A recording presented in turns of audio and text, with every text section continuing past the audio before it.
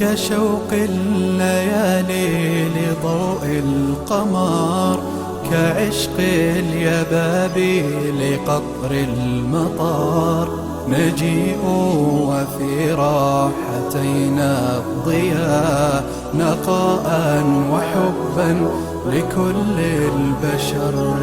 كشوق الليالي لضوء القمر، كعشق اليبابي لقطر المطر، نجيء وفي راحتينا الضياء، نقاء وحبا لكل البشر.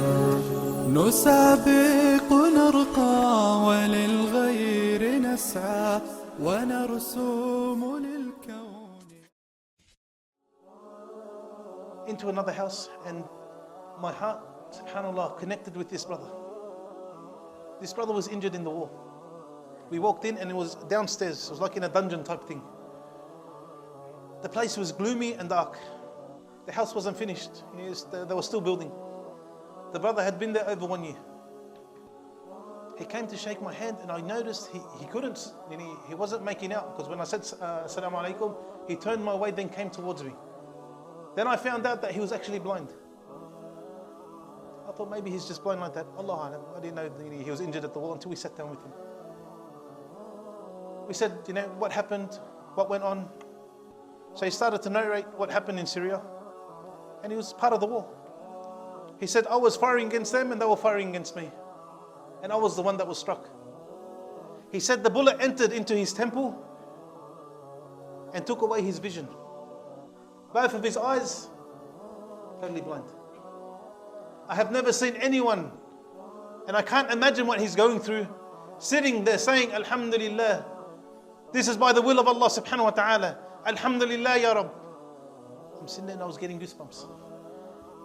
And honestly, if I could cry, I would have cried. But I just felt weird and I didn't want him to feel bad. Then they started to explain to me that he lives there with his wife and 2 children. Other family members, or other family, come from Syria and live with him because he's blind. Women with their children and whatnot, they stay for a few days and then they go until they find another place. Then he came to tell me about how he walked for 5 days, him being shot. A bullet is still inside of his head, behind his eyes and where his brain is. He walked for 5 days straight from Syria to Lebanon, bleeding. And the praise of Allah subhanahu wa ta'ala didn't come off his tongue. And he said to me, my daughter, I saw her before, but my son who was born 1 week after I became blind, I never saw. And inshallah I will see him where? In Jannah. Inshallah I will see him where? In Jannah. And he kept praising Allah subhanahu wa ta'ala. And he said to me, by Allah, and Abu Hamza from Melbourne, who's living now in Lebanon, is my witness. He said, by Allah, if I can get an operation and take this bullet out and I get 10% of my vision, I'm going back to Syria. He wasn't weeping over himself. He was weeping over what? That he couldn't go back to Syria to help his brethren. To get rid of that filth. That's what he was weeping over. These are true men. These are true men. Not men who think they got money and that's it. No one can touch them or talk to them. You need an appointment to come down and sit and talk to them, subhanAllah. These are the true men. These are the true warriors. I looked into it as much as I could. How can we get this man an operation? And he told me it was going to cost $35,000, and wallahi by Allah, I was willing to pay that. I asked and asked until one man who was the man that was guiding us, he said, look, I sat in 2 of the appointments with the doctor with this man, and they said he's got no operation, but they can't tell him this. It will demoralize him totally. It would break him down if he knew there's no operation for him because the bullet is in his brain. It's so risky that he may die. I came back with 1 year rent for him and assistance. That was on, I think 2 days after. We knocked on the door and we said, Ya akhi, we're here just to say that, we're not giving you your full rights, but we at least have 1 year rent for you. Have you ever seen anyone just go quiet? Just imagine you're sitting in a room, the man's talking, he just went quiet. He moved away, he sat down, and he just broke down. I have never seen a blind man cry ever, but he broke my heart. The tears of joy and the dua that he made for you was unbelievable. And he kept saying, Jazakumullah khair, and he couldn't believe it. Remember, the supplication that you make sincerely from the heart is answered by Allah.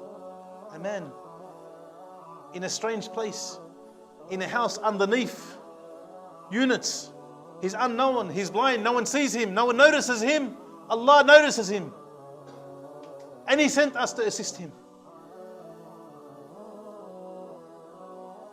We went to the next house and he came with us because this was the family of his in-laws. He said there are people there that are also injured from the war, and he wanted to come with us. So we took him upstairs. We told him to sit in the car, and the sheikh that was with us, he said, look, please sit in my spot. And he said, no, wallahi sheikh, I'm not going to sit in your place. Look at the respect he had. And all he wanted to do while we're with him was stand next to the sheikh and talk to him. His heart was connected. We get to this other house. There's two men sitting down, and both couldn't stand up. One of them just had completed an operation. He was shot in the head, and this part of his skull was gone. There was no skull. The other man was paralyzed from the waist down, and his right arm, he couldn't move it at all. And mind you, they wear nappies, which shocked me. Before we left, all he asked for, he said to the sheikh, please, I need some nappies. I've run out. So what is your need that you're begging Allah for? A man's asking for nappies. What are you asking Allah for? What are you begging Allah for? There was two men next to him. One had a beard, one was clearly shaven. He said, you see that guy? The one that's shot in the head? I said, yes. He pulled out his phone and he showed me. This man was a warrior. He showed me what he was doing in Syria. He showed me when they opened up one of the towns of Syria and the people were thanking them. And this man came all the way from Syria just to visit his friend. Wallahi, I hugged this man and I just didn't want to let go.